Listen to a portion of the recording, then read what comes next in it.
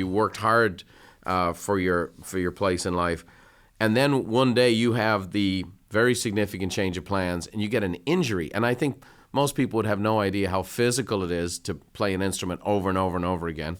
But you had an injury that caused basically your trajectory for your whole career, your dreams, your path changes almost in an instant.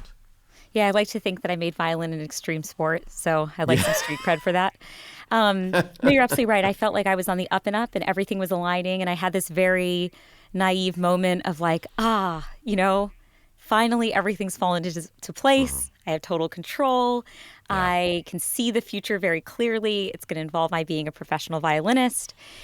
And then I had my, quote, slight change of plans, which is, what my podcast, The Slight Change of Plans, is actually inspired by, where in a moment I tore a tendon in my hand. And despite resisting doctors' guidance for months, was eventually told that I could never play the violin again.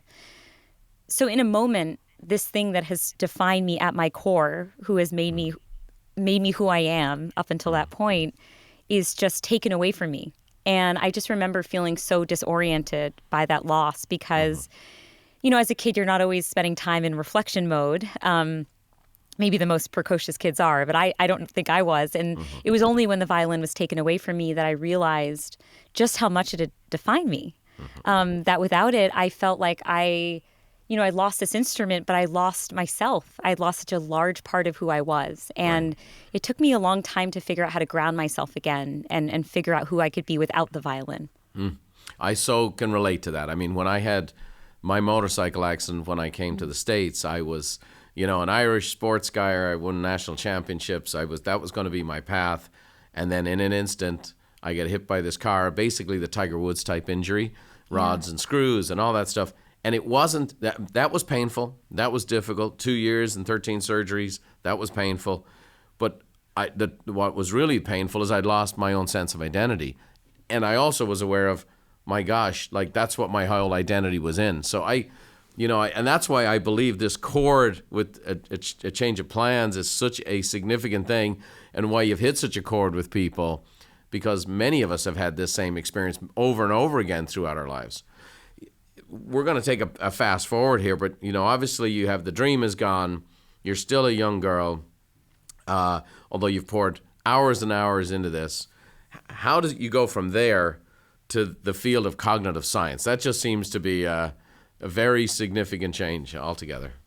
Yeah, there's this interesting principle in cognitive science called identity foreclosure, and it refers to the fact that we do foreclose on an identity often prematurely and without having been fully exploratory about all of the identities that we can embody, all of the ways that we can be. And looking back, I absolutely fell prey to identity foreclosure. As I mentioned, I was first and foremost a violinist.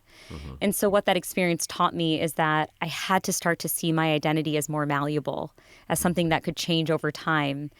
And importantly, I learned that it might be more stable and sturdy to attach my identity not to any specific pursuits like the violin, but instead to the features of that pursuit that really lit me up, that got me to tick.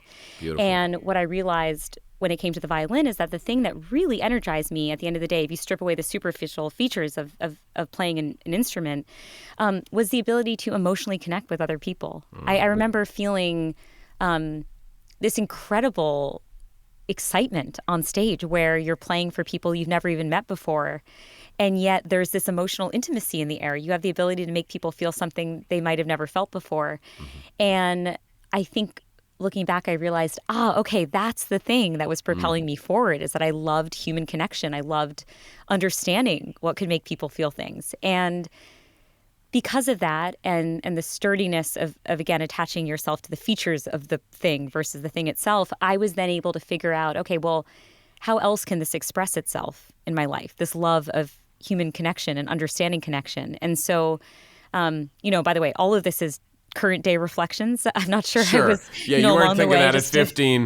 With your yeah, arm exactly. in a You're cast. just kind of figuring out where your passions lie. But now I can put the pieces together and see, there's this through line through all of my seemingly disparate experiences, which is a thirst for human connection. And so I stumbled upon a book on the science of the human mind. And I just remember being absolutely in awe of this organ, of our minds, of our brains, and thinking, wow, I would love to discover what it is that makes us human, at the end of the day. And I ended up studying this field for years.